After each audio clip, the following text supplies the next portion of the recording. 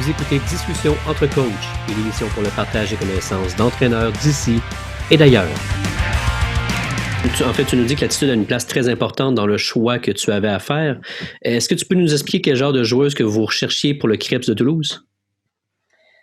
Alors nous déjà, sur le Crêpes de Toulouse, en tout cas, il y avait une préparatrice mentale ou en tout cas une psychologue il y avait des tests qui étaient évalués sur la capacité, mais c'était plutôt dans la capacité de la joueuse à aller au bout de son projet. Donc, qui évaluait ça. Moi, j'ai pas assisté forcément à ces tests-là puisque c'est privé. C'est un peu comme certaines données médicales, hein, on n'a pas accès. Donc, il y a certaines joueuses. C'est sûr que nous, d'abord, notre sélection, elle se fait sur le volley. Et après, c'est sur des profils qui seraient pas trop individualistes. Alors moi, je me souviens avoir fait, en tout cas pour la détection nationale, pas forcément sur le pôle de Toulouse qui est le pôle France, en fait, établir des profils de joueuses sur une auto-évaluation. Il n'y a rien de scientifique là-dedans. C'est, par exemple, je demande à une fille de s'évaluer. Il y a 4 critères sur le volet et il y a 4 critères sur la personnalité. Et en fait, on a des personnalités. Moi, j'ai eu une joueuse de l'équipe de France qui a été capitaine de l'équipe de France cadette, qui est plutôt versus, comme vous dites, plutôt individu. Pour elle, c'est important les relations humaines. C'est-à-dire quand elle s'inscrit dans un projet de haut niveau, elle, ce qui l'intéresse, c'est la vie de groupe, ce qu'elle va partager avec les autres, l'ambiance aussi de l'équipe. Et pourtant, c'est une très bonne joueuse et qui va faire du haut niveau et qui est sélectionnée en équipe. Mais quand elle se note de 1 à 5 sur certains critères, on sent que son profil, sa bulle, en fait, il y a une note de 1 à 5, et sa bulle, c'est un graphique après, à la fin, sa bulle est plutôt orientée vers l'individu, vers les relations humaines. Et puis, il y en a d'autres qui sont très individualistes, mais qui feront du haut niveau aussi, hein, et qui, elles, ce qui les intéresse, c'est la performance. Est-ce que moi, je vais progresser? Est-ce que je vais être performance? Est-ce que je vais apporter au groupe? Et là, on est versus volet et peu dans le versus individu relationnel. Mais les deux profils peuvent arriver à haut niveau. Ce qu'on veut pas, nous, c'est des filles trop individualistes, et pour ça, on n'a pas d'évaluation vraiment, même si on fait des tests avec la psychologue, etc. Mais des filles qui penseraient tellement à leur propre carrière que vaut mieux les envoyer au beach que dans un sport collectif comme le volley. Même si c'est pas du tout péjoratif, hein, quand je dis ça, c'est que le beach c'est un sport collectif, mais il y a beaucoup plus à mon avis, de domaines individuels. C'est-à-dire d'abord moi pour aider l'équipe ou l'équipe avant l'individu, quoi. Et tout ça, c'est difficile. Mais en fait, moi, j'ai pas de critères précis par rapport à ça avec des tests d'évaluation, etc. C'est vraiment sous forme d'auto-évaluation quand j'interroge, sous forme de questionnement, en fait, avec la joueuse, que tu établis ces types de profils. Est-ce qu'il y a des profils, c'est comme tu disais, des profils très, très individuels que vous ne voulez pas? Est-ce que vous refusiez la candidature d'une joueuse si jamais c'était le cas? Alors, souvent, c'était la décision de la psychologue du CRAPS, en tout cas à Toulouse, où c'était quand même quelqu'un qui avait déjà écrit des bouquins, fait des expériences par rapport à des sportifs de très haut niveau. Elle avait une grosse expérience sur des rencontres avec des sports individuels et des sports collectifs. Et quand on refusait quelqu'un, c'était soit par rapport à un projet scolaire qui n'était pas compatible avec le haut niveau, comme faire médecine, par exemple, ou faire de la politique. Voilà, c'était pas tout à fait compatible avec l'entraînement bi-quotidien. Donc le refil était lié à ça. Ou en général, c'était l'avis de la psychologue qui disait elle s'investira pas dans un groupe. Voilà, elle vient pour elle. Et on avait ce type de retour comme quoi, en tout cas sur la durée, on va dire sur 1 an ça va aller, sur 2 ans ça va devenir compliqué, sur 3 ans ça va devenir insupportable. On va dire que c'était un peu ces retours-là. Mais c'était pas moi qui étais en direct avec le retour de la psychologue, du coup je peux pas être beaucoup plus précise. Mais c'est souvent sur ces 2 critères-là, l'individualisme et le projet scolaire, qui faisait que la fille rentrait pas. Pour bien expliquer, en fait, le Crêpes de Toulouse, ça regroupe des joueuses de partout en France. Fait que les filles doivent déménager, entre guillemets. Ils ont des résidences, ils mangent à la cafétéria, qui n'était pas une des pires que j'ai mangé en France. mais tout de même, pour manger l'année-là, fait que ça demande un sacrifice très, très grand de leur part. Énorme même, parce qu'elle rentrait quasiment jamais chez elle. Et même la période de Noël, être en fête, c'était quand même 4 jours. Ça dépassait pas 4 jours. Elles avaient pas pu. Quand ça dépassait 4 jours, c'est qu'elles étaient en stage dans un club proche de leur famille et parce qu'elles sortaient du pôle et qu'elles étaient en essai dans un club professionnel. Et ça dépassait un peu. Mais en général, ça dépassait pas 4 jours. Ça demande beaucoup de sacrifices, comme tu dis, et d'abnégation parce que elles n'ont pas de temps beaucoup pour la vie personnelle. Même voir, elles n'en ont pas du tout. Et ils ont quel âge quand elles rentrent, les plus jeunes? En général, là, ça a un petit peu changé depuis que moi je suis partie parce que maintenant, ils ont 2 collectifs. À l'IFBB. Donc, quand toi tu étais venu, on n'avait qu'un seul collectif, oui. Qui était le Pôle France Junior, qui était de la catégorie junior, donc moins de 20 ans. Et là, elles ont quand même un peu le noyau dur de l'équipe de France cadette, donc les U18 et les U20. Donc, il y a un groupe qui est en compétition élite, donc première division non professionnelle, mais division élite, quoi. Et après la division élite, il y a un groupe en pro. Donc, il y a 2 collectifs, un groupe en pro et un groupe en élite, donc niveau amateur. Amateur, mais le meilleur niveau amateur. Donc, il y a des plus jeunes, en effet. Il y a des filles de peut-être 16 ans maintenant qui y sont. Ça. Tu parlais en fait au début, puis j'ai adoré, tu as dit le mot talent, que toi tu utilisais le plus, le mot potentiel, et je crois que c'est un mot très très juste pour qualifier les jeunes athlètes, comme on parle. Dans ton processus pour projeter l'athlète dans le futur, toi, tu le fais de quelle façon? Alors moi, avec l'expérience, je te dirais que c'est pas la jeune douée d'aujourd'hui qui sera la future internationale. Donc pour moi, il y a une évaluation qui est la marge de progression. La joueuse qui est très forte, très jeune, elle jouera en pro. Elle aura des contrats, elle aura du temps de jeu parce que douée jeune, parce que des savoir-faire en avance sur sa catégorie d'âge. Mais c'est pas forcément celle qui va jouer en équipe de France. Parce que peut-être limitée en taille, peut-être douée trop jeune et donc pas de remise en question peut-être sur la suite de son parcours. Donc en fait, moi, sur les 9 ans que j'ai évalué, il y a vraiment très peu de filles qui étaient très, très douées jeunes qui sont aujourd'hui en équipe de France. Les seules qui sont dans ces cas-là, c'est les 2 filles qui sont Elena Cazotte, qui a commencé très jeune le volley, mais qui avait une famille volleyeuse qui ne s'est pas mêlée de son projet, qui l'a accompagnée, qui a essayé de faire les bons choix avec elle, mais qui ne s'est pas mêlée de son projet, et qui l'ont entraînée très jeune, et voilà, mais qui avait une culture volley et des parents qui étaient entraîneurs de volley aussi. Du coup, elle a réussi. Et c'est des cas exceptionnels. Et puis l'autre, c'est Juliette Fidon, qui est la capitaine de l'équipe de France actuelle, qui a sa maman qui était une des meilleures joueuses, ce que nous on appelle la joueuse du siècle, qui était une des meilleures joueuses de sa génération. Et mais Juliette n'était pas très douée jeune. Elle avait du potentiel, elle avait des savoir-faire, elle avait une culture, mais elle l'a développée vraiment, vraiment en fin de carrière. C'était pas une grande débutante, ça c'est sûr. Donc aujourd'hui, voilà, c'est ceux qui ont une culture volley importante ou une famille volley, on va dire, qui y arrivent. Mais dans la détection, c'est pas c'est pas la poussine qui est hors norme qui y arrivera forcément. Parce que j'en ai eu des joueuses qui étaient très fortes, très jeunes, et qui ont fini libéraux, mais qui n'ont pas réussi à aller plus loin parce qu'il manquait des qualités peut-être de taille, d'envergure, peut-être des qualités mentales, mais qui étaient très très fortes, très jeunes. Donc ça, c'est des constats qu'on a faits. Donc moi, comment je me projette avec elles, c'est surtout sur la durée, c'est prouver chaque année, chaque saison, chaque expérience, c'est à prouver constamment. Une joueuse qui s'arrête parce qu'elle pense qu'elle est arrivée, pour moi, elle n'arrivera pas au bout, quoi. C'est une joueuse qui se remet en question régulièrement qui, pour moi, peut y arriver.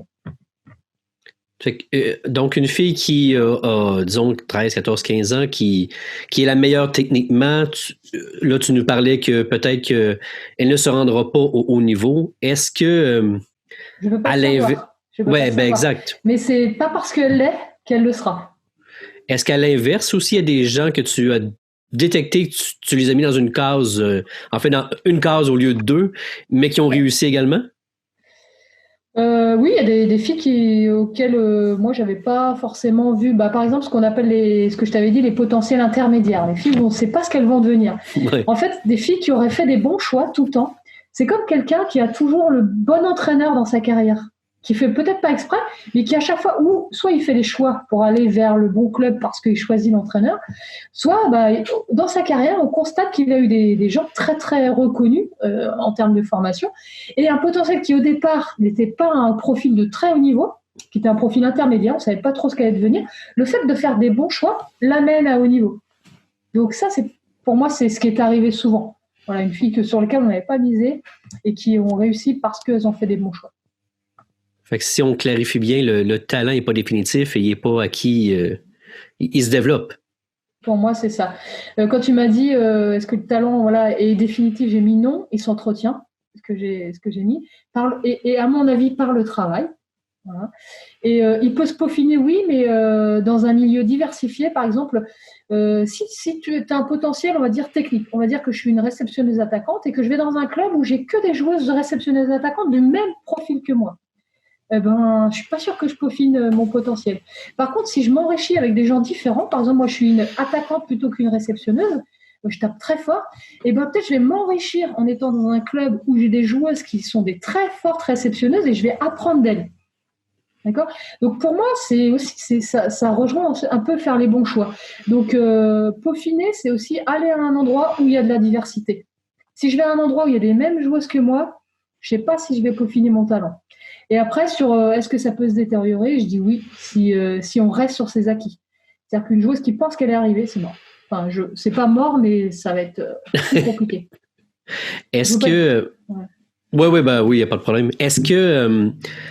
Là, tu parles qu'une joueuse doit bouger pour changer. Pour vous, en club, ça se fait assez facilement. En fait, vous avez le droit de changer.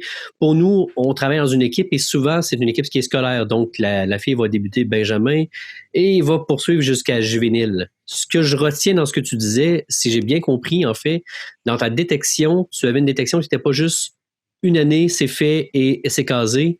Elle était refait à chaque année. Oui, c'est-à-dire qu'en fait, on peut détecter quelqu'un et après la suivre. Par exemple, moi, on va dire que je vois une fille, je ne veux pas la prendre, mais je vais la suivre sur des compétitions. Donc, je l'ai vue sur une compétition ou à l'entraînement et je vais la suivre sur des Coupes de France, où on a des Coupes de France, des tours de Coupes de France, où je vais l'évoluer, puis je vais la voir évoluer. Puis la première année, en fait, je sens qu'elle évolue pas, mais je vais quand même la garder dans mes listings pour essayer de savoir ce qu'elle est devenue l'année d'après, peut-être. Mais des fois, comme tu dois envisager, la détection, tout change très vite et souvent c'est presque trop tard. Donc la fille, on la suit, mais en fait, elle est intéressante, on va dire, dans 1 an, 2 ans, parce que sa maturité est tardive, parce qu'on a des filles très, très fortes, très jeunes, mais il y a des maturations tardives. On a des joueurs de l'équipe de France masculine qui ont eu une maturation tardive, qui n'étaient pas détectées avant et qui ont fait un autre sport avant et qui ont intégré quand même l'équipe de France. Donc quand même, on continue à les suivre. Mais après, notre capacité, c'est peut-être notre défaut, un peu notre point faible, on va dire, dans le système français, c'est qu'une fois qu'elle a dépassé l'âge à laquelle on est en train d'observer les gens, on va décider qu'elle est trop âgée pour intégrer peut-être nos équipes de France. Du coup, on va la laisser un petit peu, on va l'abandonner un petit peu. Et on espère en fait que c'est des structures parallèles, on va dire pas les structures comme nous on connaît la filière de haut niveau, mais des structures clubs qui vont l'intégrer en centre de formation, qui vont l'intégrer en entraînement avec la pro, et qu'on va retrouver plus tard parce que elle a eu une autre structure qui lui a permis de devenir meilleure, alors que dans le système, elle était peut-être trop tardive au moment où nous, on voulait la détecter. Donc, on continue, c'est sûr, à les suivre. Les réintégrer au système, c'est compliqué parce que la détection, ça passe, en fait. Ça passe. Mais on les suit. En général, on les suit. En tout cas, moi, j'ai les listings à jour et je sais, je suis capable de retourner sur des filles pour savoir ce qu'elles sont devenues et voir si on peut les réintégrer sur des équipes de France plus âgées parce qu'on ne les aurait pas eues sur les équipes de France jeunes. Donc ça, voilà. Mais c'est vrai qu'à partir de 20 ans, après, c'est vraiment c'est dans les mains des clubs professionnels, quoi. Ouais, oui, c'est leur mandat, je crois, entre guillemets, de développer des joueuses dans une ligue qui est plus compétitive. Voilà. Tu vois ce que nous, on n'a pas. Voilà, tu m'avais posé une question aussi, savoir, moi j'avais noté que la détection, c'est pas qu'une personne, c'est pas que moi la détection, c'est aussi un réseau. C'est aussi des gens qui te parlent de gens ou qui t'informent de ce qu'elles sont devenues. pour toi, au moment où elle est passée en stage de détection, elle n'était pas intéressante parce que des problèmes de comportement, etc. Et des gens qui auraient évolué, même si je pense que les gens ne changent pas complètement. Hein, la nature même des gens, on peut évoluer, mais on ne peut pas changer complètement. Une fille qui aurait eu des problèmes de comportement dans un stage, tu le retrouves parfois dans la carrière professionnelle aussi. Enfin, ça, moi, j'en suis convaincue, même si je pense que les gens peuvent changer, peuvent évoluer. Différent entre évoluer et changer. Ouais. J'ai assisté dans un de mes voyages en France à une détection du comité, ça doit être des Hauts-de-Seine à Paris, j'imagine. Oui, et j'avais trouvé que c'était en fait, quand moi j'y étais, très très politique parce qu'il y avait certains entraîneurs qui essayaient de placer leur athlète avant même que la pratique se fasse pour la détection. Toi, tes détections, tu les bâtissais de quelle façon? Alors, par rapport à ce que tu viens de dire, parce que il y a la détection. En fait, la détection, elle est sous deux formes. Il y a mes visites en région. J'ai un budget en fait de déplacement où je vais voir, comme toi tu fais, tu vas voir le stage. Alors toi, tu dois me parler du stage d'Île-de-France, de la région Île-de-France, voilà, où chacun essaie de tirer son épingle du jeu, parce que certains entraîneurs savent aussi que s'ils nous placent une joueuse intéressante, on va les faire venir sur un stage national et eux, ils vont évoluer en fait. Donc ça, est-ce que ça arrive qu'on essaye on va dire, de remercier les gens qui aident à la détection, ce qui est il faut rendre aussi aux gens qui apportent. Hein. Du coup, il y a cette étape qui est la visite en région, et après, il y a l'étape convocation en stage national. Donc, il y a observation et après convocation en stage national. Mais ce n'est pas parce que tu es convoqué en stage national que tu es détecté pour le haut niveau. On va encore t'évaluer en détection nationale pour voir ce que tu vaux par rapport à ce qu'on a vu. D'accord ? Parce qu'en fait, quand on l'a vu dans un contexte, par exemple, une joueuse à potentiel pour nous. On l'a vu dans un contexte où peut-être c'était la meilleure de sa génération, elle brillait, elle était mise en valeur. Mais quand elle va retrouver des gens du même niveau qu'elle, voire plus fortes qu'elle, comment elle se comporte ? Donc, en réunissant les potentiels, il y a encore une autre détection à faire. D'accord ? Il y a la détection, on va dire, basique, dans un contexte qui n'est peut-être pas celui du très haut niveau. Et après, plus tu rassembles les potentiels, et c'est encore le cas quand tu fais une équipe nationale, tu regroupes encore les meilleurs et celles qui ont le plus de chances de faire niveau, et tu vois encore comment elles se comportent. Donc, en fait, la détection est présente partout. Donc, ta question, c'était comment je fonctionnais dans le stage national ou dans mes observations en visite de terrain? En fait, on peut faire les deux si ça t'intéresse. Ma question, en fait, que je voulais te poser, c'est... regarde, on va en poser une autre. Quand tu arrivais dans une sélection régionale, est-ce que c'est toi qui avais à diriger l'entraînement de A à Z pour tes évaluations à toi, ou tu ne faisais que arriver, t'asseoir et évaluer ce que tu voyais? Alors, donc, sur les visites, ce que je faisais déjà, c'était à peu près acté que je faisais deux jours, je passais 2 jours de mon temps sur une région. Et après, je changeais. Ça pouvait m'arriver de rester 2 jours et demi, 3 jours, mais souvent, c'est quand il y avait un volume important à voir, comme en Île-de-France, ou quand il y a des stages à plus de 200 athlètes. Là, tu restes beaucoup plus longtemps. Mais quand tu vas dans un stage d'une région où il y a 12 athlètes, 24 athlètes, 2 jours, c'est à peu près suffisant. Quand tu as un peu d'expertise, à peu près suffisant pour évaluer. Surtout que tu vas les revoir en compétition, parce qu'en général, tu les vois en entraînement. Et ces régions préparent une compétition finale, ce qu'on appelle les volleyades, nous, chez nous. Et du coup, tu revois ces athlètes que tu as vus en stage à l'entraînement et tu les revois en compétition. C'est pour moi encore plus intéressant de voir l'aboutissement du truc. Donc, en fait, moi, sur ces visites de 2 jours, j'ai quand je contacte une région pour dire que je veux venir dans leur région, je leur demande, est-ce que tu veux que j'intervienne au niveau théorique, c'est-à-dire sur la filière de haut niveau, je fais un cours devant les athlètes pour dire voilà comment on accède au haut niveau. Donc je fais une intervention d'une heure et demie, 2 heures avec les questions, c'est à peu près ça. Ou est-ce que j'interviens au niveau pratique, c'est-à-dire que tu me donnes un thème et je mets en pratique le thème pour moi aussi ressentir, parce que c'est pas pareil d'observer et d'entraîner les gens que tu veux détecter. Pas encore la même chose. Donc, en général, je demandais aux gens qu'est-ce qu'ils avaient envie pour eux. C'est-à-dire le cadre technique que j'allais voir sur la région Île-de-France. Je lui dis, qu'est-ce que tu veux que je fasse ? Souvent, on me demandait les deux. Intervenir au niveau théorique sur la filière de niveau et intervenir au moins sur une séance de 2 heures, sur les 2 jours où j'étais là, 2 heures en pratique. Et en général, c'est soit eux qui me demandaient le thème, soit moi qui le proposais en fonction de ce que j'avais envie de voir aussi. Donc voilà, et ça arrivait des fois, soit par exemple on me demandait d'intervenir sur la passe et j'avais que les passeuses du stage. Mais par contre, j'observais les autres quand elles étaient entraînées par les cadres de la région. Tu vois, tu me suis ? Oui, oui, oui, oui. Donc ça dépendait vraiment des demandes de terrain, des gens sur le terrain, qu'est-ce qu'ils me demandaient. Et moi, j'aimais bien m'impliquer sur les deux. J'observe quelqu'un d'autre entraîner la joueuse que j'observe, et j'aimais bien entraîner les joueuses que je voulais détecter. Donc, c'était la carte un peu. Quand tu voulais voir les joueuses que tu voulais détecter, c'est que tu voulais voir le ressenti que tu avais avec, tu voulais voir, tu leur donnais un conseil, est-ce que la joueuse allait tenter d'exécuter le conseil, des choses comme ça? Voilà, ça peut être ça. Alors, en fonction des régions, soit je faisais des exercices très techniques et je voyais leur capacité à rester sur ce travail technique et l'abnégation, la rigueur, la concentration, etc. Soit je faisais des exercices ouverts. Je ne sais pas si nous, ça a été une grande mode, et puis c'est encore un peu d'activité en France, où on a des exercices où les joueuses devaient tout le temps s'adapter. C'est-à-dire qu'elles ne connaissent pas l'exercice. Des fois, il y a 2 ballons. Des fois, il y a des situations presque pas connues de leur part. Donc, tu évalues leur capacité à s'adapter. Et tu vois une joueuse qui était habituée sur certains exercices très simples, où elle était en réussite, voir comment elle réagisse face à l'échec. Parce que l'exercice est complexe. Donc, ça dépendait vraiment de quel profil j'avais en face de moi.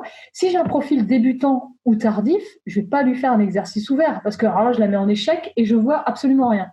Par contre, si j'ai une joueuse technique qui joue déjà depuis très longtemps, eh ben, peut-être un exercice ouvert me permet de voir autre chose que ce que je vois qu'elle maîtrise déjà, quoi. Tu vois ? Oui, donc, c'est intéressant. Voilà. L'idée, c'est un peu de perturber la joueuse qui t'intéresse pour voir aller là où on ne va pas la chercher. Parce que des fois, il y a des entraîneurs en région qui font faire des exercices tellement basiques qu'elles maîtrisent, voire elles s'ennuient. Donc, parce que, en fait, et ça ne veut pas dire que l'exercice n'est pas intéressant, c'est que l'exercice est adapté pour le reste du groupe, mais elle est tellement douée, par exemple techniquement, qu'elle va s'ennuyer. Du coup, en lui proposant autre chose, où elle va devoir montrer d'autres choses, on évalue.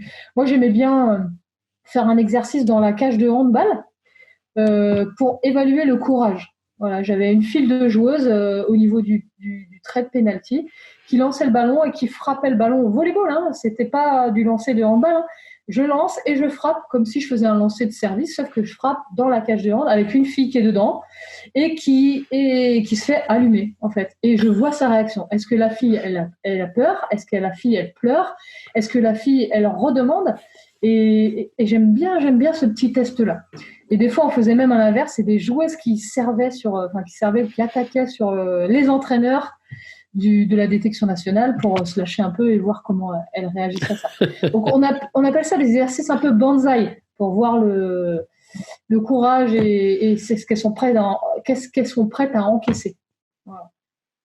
Il y a des joueuses qui n'aiment pas se faire agresser par le ballon ou de façon intermédiaire, mais elles n'aiment pas. Et ça ne veut pas dire qu'elles ne peuvent pas faire du haut niveau, mais c'est intéressant de voir comment elles réagissent. Sachant que le haut niveau, ça se peut que l'attaque vienne plus fort et plus rapide que ce qu'ils ont vécu. Surtout que quand, au moment où on détecte et au moment où elles intègrent l'équipe de France, ça va des fois très très vite, parce que maintenant en plus il y a les équipes de France U16. Donc en fait, au moment où on les détecte, elles sont déjà en équipe de France U16. Et en fait, ce qu'elles vont rencontrer, c'est le niveau allemand, le niveau hollandais, le niveau italien. Et ce qu'elles vivent en France, c'est peanuts. Donc, des fois, vaut mieux aller les tester très vite, quoi. Parce que ce qu'elles vont vivre peut-être 2 mois après, peut-être on va les écurer du volley parce que ça va être il y aura une trop grosse différence entre ce qu'elles ont vécu dans leur club et ce qu'elles vont vivre avec l'équipe nationale. D'ailleurs, est-ce qu'il y en a beaucoup qui quittent après avoir vécu une compétition de ce genre? Non, en général, non. En général, non, ça peut arriver qu'elles quittent après l'équipe U16 ou après l'équipe U18 parce qu'il n'y a pas de continuité, qu'elles ne sont pas convoquées en U20, etc. Du coup, le projet s'arrête et voilà. Elles ne vont pas s'arrêter complètement en club, mais c'est vrai que leur projet étant construit, quand le projet de haut niveau s'arrête, ça arrive qu'elles s'investissent moins en club.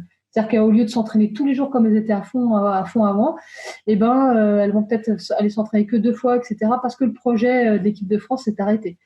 Mais c'est quand même assez rare, parce qu'en général, celles qu'on convoque en équipe nationale, c'est quand même, on sait qu'elles ont des projets, quoi. Elles veulent aller, donc elles s'accrochent en général. Mais ça peut arriver, ça peut arriver.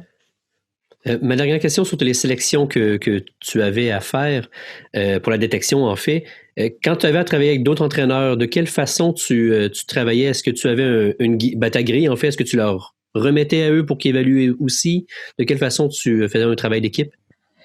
Alors, déjà, je vais répondre sur comment est organisé le stage national. Enfin, en tout cas, comment moi je l'ai organisé, parce que là, comme ça a changé, maintenant, c'est plus la même personne qui organise le stage national et on n'a pas une unité, en fait. Chacun, parce que ça dépend vraiment de ce qu'on nous demande. C'est-à-dire que l'entraîneur national d'équipe de France A ou l'entraîneur des juniors, l'entraîneur des cadettes va nous demander un certain nombre de choses. Du coup, on va adapter nos stages en fonction des demandes. Et si les entraîneurs changent, ben, le stage change aussi. Donc voilà, moi, comment je l'avais organisé? En général, c'était 5 jours de stage, 4 jours et demi. Les 3 premiers jours, c'était l'évaluation ou l'apport en fondamentaux techniques, parce qu'en des fois, on avait des grandes débutantes, donc on avait des ateliers ou des filets qui étaient réservés aux grandes débutantes. Mais en général, on faisait évaluation des fondamentaux techniques ou, en tout cas, acquisition des mots-clés. C'est-à-dire, par exemple, moi, je sais qu'à la passe de transition ou la passe de relais, je voulais que les filles, même si elles savaient le faire, que dans leur tête, passe de transition égale hauteur de passe, direction de passe, profondeur de passe. Donc en fait, l'idée, c'était de leur apporter des repères de hauteur, de vitesse, de temps. C'est vitesse, c'est ça, c'est de temps, ou de profondeur, donc d'espace. Donc en fait, c'était de les construire leur cerveau pour qu'elles ressortent de stage de détection avec des repères. Même si elles savaient déjà jouer, parce que des fois, des entraîneurs leur avaient appris des choses, mais leur n'avaient pas donné ces 3 repères qui, pour nous, étaient essentiels. Donc, en fait, à chaque technique, on avait des mots-clés qu'on voulait qu'elles acquièrent à la fin du stage. Donc, l'idée, c'était pas sur le stage qu'on les fasse juste jouer. L'idée, c'est aussi de les faire réfléchir sur ce qu'elles faisaient et d'être toujours actrices de leur formation, donc comprendre ce qu'elles faisaient aussi. Parce que souvent, les filles, elles arrivaient, c'était un peu, elles pensaient que c'était les vacances aux collines de vacances avec les autres copines, qu'elles connaissaient les autres clubs, on se retrouve. Et en fait, nous, ce qui nous intéressait, c'est avec quoi elles ressortaient comme bagage intellectuel, bagage culture volley et bagage volley, si elles avaient progressé ou pas. Mais donc ça, c'était les 3 premiers jours du stage. Et après, les 2 derniers jours du stage, c'était des formes jouées. Donc soit en général, on faisait la technique le matin, les 3 premiers technique le matin, puis après, par exemple, si on avait fait technique de recette, on allait faire l'enchaînement réception-attaque l'après-midi. Donc ça, c'était organisé un peu comme ça. Et le soir, s'il y avait entraînement, il y avait l'opposition plutôt. Mais les 2 derniers jours de stage, je les utilisais pour faire des formes jouées et souvent des exercices ouverts. Donc là où je te dis, c'est-à-dire que les tester, pas que sur des savoir-faire techniques, on connaît le volley, on sait bien le jouer. C'était des exercices qui étaient construits pour les déstabiliser leurs repères, voir un peu comment elles réagissaient, comment elles s'adaptaient. Donc souvent les 2 derniers jours, c'était ça. Et souvent, en fait, à la fin du stage, il y avait une sélection, comme on fait une sélection nationale, c'est-à-dire que à la fin, il y avait une opposition A contre A'. Tu connais ça un peu? A contre A', l'équipe de France A, c'est-à-dire contre l'équipe de France A de réserve. Et en fait, il y avait une sélection, c'est-à-dire que par exemple, sur 24 joueuses, sur les 24 joueuses du stage, il y a des filles, on avait décidé qu'elles ne seraient pas prises pour cette dernière position, pour qu'elles comprennent la notion de sélection et qu'il faut gagner son maillot. Parce que par exemple, l'équipe de France A, on leur remettait un maillot qu'on reprenait après, mais un maillot pour dire, voilà, tu as été sélectionné à la fin du stage pour faire ce match. Tu es dans l'équipe de France A ou tu es dans l'équipe de France A'. Et il y avait celles qui n'étaient pas prises et qui étaient remplaçantes et qui devaient avoir un rôle de supportrice et voir comment elles réagissaient aussi. Est-ce qu'elles acceptaient cette non-sélection? Ça, c'était aussi une façon d'évaluer. Et la sélection se faisait sur chaque journée de stage. En fait, à la fin de chaque journée de stage, on classait les filles de 1 à 24. Et on expliquait, parce que ça, c'était le plus important, parce que les filles n'aiment pas qu'on les compare les unes avec les autres. Mais on expliquait pourquoi une avait descendu du classement, l'autre était montée, parce que souvent, ça dépendait de la thématique. Par exemple, une fille très technique, le jour où on faisait de l'attaque, elle brillait. Mais c'est pas parce qu'elle jouait bien. Hein. Nous, on évaluait en fonction aussi d'état d'esprit. Et en fait, chaque jour, chaque soir, nous, les entraîneurs, on classait les filles. Et le matin, c'est moi qui annonçais qui était premier, qui était deuxième, qui était troisième, qui était 20. Et on expliquait un petit mot à chaque fois pour expliquer, et on voyait. Et à la fin des 4 premiers jours, en fait, en fonction du classement, on faisait la sélection de la dernière journée d'opposition. Et aussi pour les éduquer à qu'est-ce que c'est une sélection en équipe de France. Et ça, c'était dans le cadre de la détection nationale. Donc ça, c'était notre méthode, on va dire, sur le stage de détection. Et après, sur la responsabilisation des entraîneurs, qu'est-ce qu'ils avaient à faire? En général, moi, j'organisais mon stage. Alors, souvent, j'avais un stage avec beaucoup de joueuses, donc je faisais venir beaucoup de cadres. C'est un stage qui coûtait assez cher. Mais c'était l'idée aussi de former les cadres. Donc, en fait, j'avais 2 à 4 cadres qui faisaient les stages de détection tous les ans. Donc, des gens qui depuis 8 ans, 9 ans, m'ont suivi, ont toujours fait le stage de détection.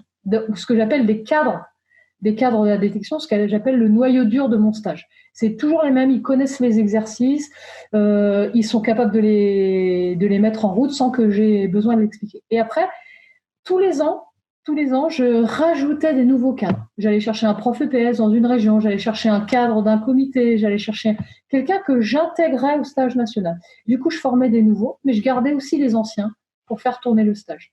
Donc ça, c'était ça. Et dans le stage, j'avais des responsabilités. J'avais un cadre qui était responsable de former les passeuses. C'est-à-dire que le lundi, il y avait un spécifique d'1 heure avec la passe. Le mardi, il y avait un spécifique. Et à chaque fois, les filles sortaient de la thématique du stage pour aller faire spécifique passe avec ce cadre-là. Donc, il y avait un cadre qui était en responsabilité de soit des secteurs de jeu, soit de l'organisation du stage. C'est-à-dire que je vais avoir un gars à qui je vais dire, toi, tu t'appelles passe-temps. C'est-à-dire que tu gères passe-temps, c'est-à-dire que tu gères les horaires.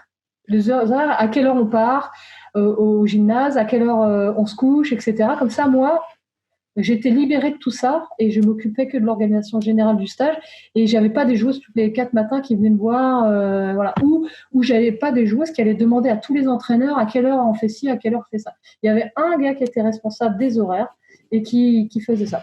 Et il y avait un gars qui était responsable des clés, on appelait ça passe-partout. Lui, parce que les clés des chambres, on sait que c'est, voilà, la responsabilité des choses, c'est bien, mais à un moment, il faut qu'elles puissent rentrer et se coucher. Donc, en fait, il y avait des responsabilités comme ça. Chacun avait soit un secteur de jeu, soit en termes logistiques. Quoi. Voilà ce que moi j'ai envie de te dire, en tout cas sur le stage de détection. Après, oui, globalement, moi j'avais fait un dossier pour les entraîneurs que je remettais, où les contenus étaient déjà fixés. Et après, l'entraîneur avait le droit de le faire évoluer, cet exercice. Donc nous, tous les soirs, on discutait des exercices. Pour ceux qui ne connaissaient pas, on leur remettait, par exemple, sur un exercice, donc le dossier était constitué. On savait que le lundi matin, on faisait ça, le mardi après-midi, on faisait ça. Et les cadres qui étaient là depuis longtemps savaient exactement tel jour c'était le thème, tel jour c'était le thème, tel jour c'était le thème. Et après, l'évolution, c'était l'entraîneur qui la mettait, quoi. Du coup, on n'était pas trop chargé sur qu'est-ce qu'on allait faire demain sur les contenus. Tous les contenus étaient déjà actés. Et il n'y avait plus qu'à les faire tourner. Et en fait, le soir, on discutait de quel entraîneur veut faire quel thème ou quel exercice.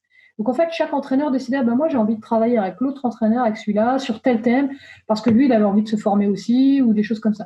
Donc en fait, on décidait quel cadre allait sur quel exercice, ou quelle thématique. Mais voilà comment ça s'organisait un petit peu le stage. Mais c'était sous forme de choix de chaque entraîneur. J'imposais juste, par exemple sur la page, j'imposais juste que c'était toujours le même entraîneur qui faisait la passe, parce que c'était mon expert de la passe. Voilà, je parle pas trop. Non, en fait, c'est très, très intéressant. Il y a plein de choses que moi, j'écoute puis je me dis, wow, faut ramener ça ici au Québec de cette façon-là. Ça va faciliter beaucoup la transition des sélections, puis même dans les équipes Benjamin, cadette, juvénile, il y a des choses qu'il faut prendre en considération pour développer plus le potentiel, comme tu dis, que le talent. Je trouve ça, en fait, vraiment fantastique, très enrichissant. En terminant notre discussion, est-ce que tu aurais 1 ou 2 livres que tu aimerais partager, des livres sûrement de la France que tu veux nous... Alors hélas, j'ai choisi un livre qui vient du Canada. Je ne sais pas si tu connais. Oui. Ok. Donc, en fait, c'est... alors, je te parlerai pas trop de livres français parce que j'en avais lu un qui m'intéressait beaucoup, mais en fait, comme j'habite depuis 2 ans chez ma sœur, j'ai mes cartons qui sont au fond d'un garage et comme je redéménage là dans un mois, du coup, j'ai pas pu les ouvrir, c'était assez compliqué. Et c'était un livre sur le coaching et le management de personnes. Donc moi, j'ai pas trop lu en France. Par contre, j'ai pas mal assisté à des formations de management de groupe, etc. Parce que je préfère le face à face. Et par contre, j'avais demandé à ma sœur qui habite du coup au Canada de me commander ce livre, Le vrai visage de la réussite, qui est du docteur Claude Sarrazin de l'Université de Montréal. Exact. Et en fait, on m'en avait parlé en France, un collègue qui m'en avait parlé en France sur l'idée de fixation d'objectifs, que en fait, tout est une histoire de processus, de route à suivre.